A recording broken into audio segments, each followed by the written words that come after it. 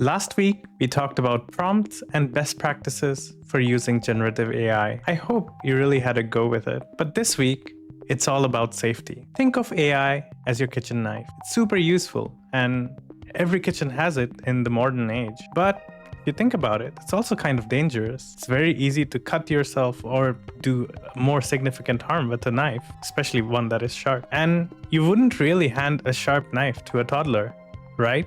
Who don't understand the risks that comes with it. The same can be said about AI, because here's the scary part. The risks with generative AI and AI in general are not very obvious. They're invisible, like a dangerous bacteria on your food or your cutting board. Too late when you start to see the damage, and it can't really be undone. Hi, I'm Ronnie, and you're watching Predictably Clueless.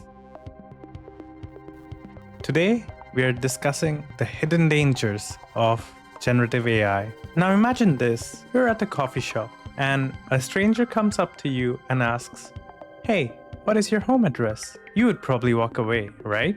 Or maybe even try to ask them why they are concerned about your home address. This is the same with generative AI.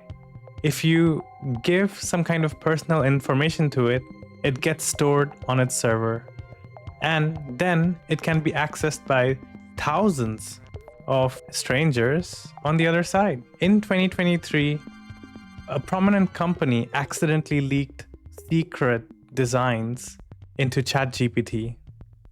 The AI remembered it, and after that, the company had to ban its employees from using it for top secret material. Your data, especially when using generative AI, is not private. And you have to be very careful with what you provide it and how much you want it to know about you. Always assume everything is being saved, and later on they will use it to train next models of generative AI. Some of the more familiar of the audience who have worked with AI for a while would know that you can't directly ask AI to give address or, for example, your Windows activation number if someone accidentally put it.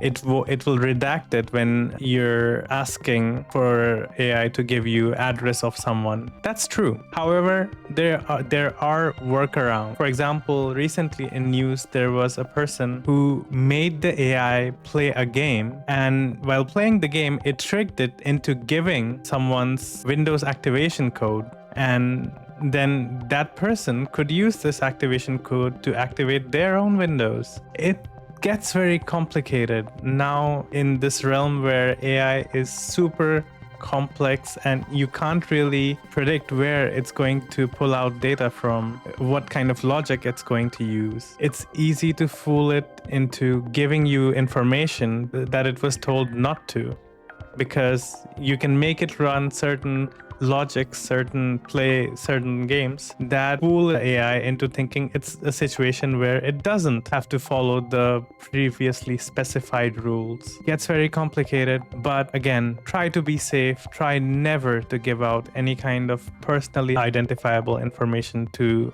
your chatbot. AI is like your know-it-all friend. They can be fun at trivia nights, especially if they are in your team, but it can get really dangerous really fast if it starts giving you medical advice. One chatbot told a diabetic patient to use toxic herbs. It's a true story, and in a way, it's bound to happen.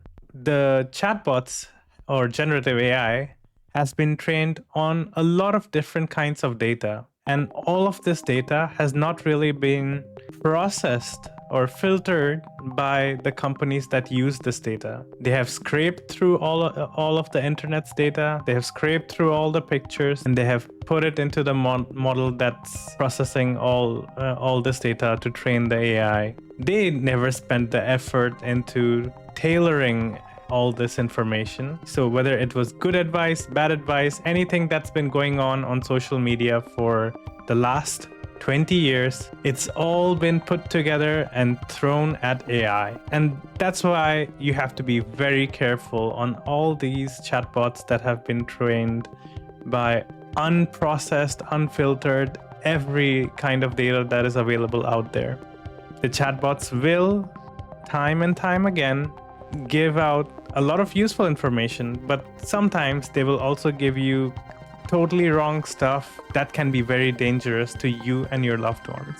So always double check important stuff like health, money, legal advice with real people. AI doesn't know you. You do. AI can sound smart, but sometimes it'll be confidently wrong. It'll be predictably clueless. These are called hallucinations, and you have to be wary of these. Also, if you have noticed, if you're using any kind of generative AI, there is a little disclaimer at the bottom that it can be wrong. It's for these cases. Anything that is important to you, you should not be using AI for it, at least not how it is now. If it was trained with some kind of accurate information, maybe, but that's not the case, not with almost any of these AI companies that exist right now. AI doesn't understand ownership. In 2023, Getty Images sued Stability AI for scrapping 12 million images without consent. If it's something you wouldn't share with a stranger, don't feed it to AI. Pictures of yourself, your partner, your family, unless you have their approval. If you don't want it to be stored on some online database where it could be used by someone else, you should try not put it up on any kind of generative AI. Think of it. Would you upload your own original artwork or your client's work where you've signed an NDA?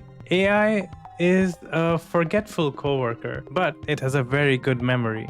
Be careful of what you share, because it might be out there forever. AI learns from us, and sometimes it mirrors our worst behavior. Amazon once built a hiring algorithm that downgraded resumes with women's names. If AI output feels wrong, biased, or just off, don't blindly accept it. Think for yourself. Use it as just a tool. You are the human.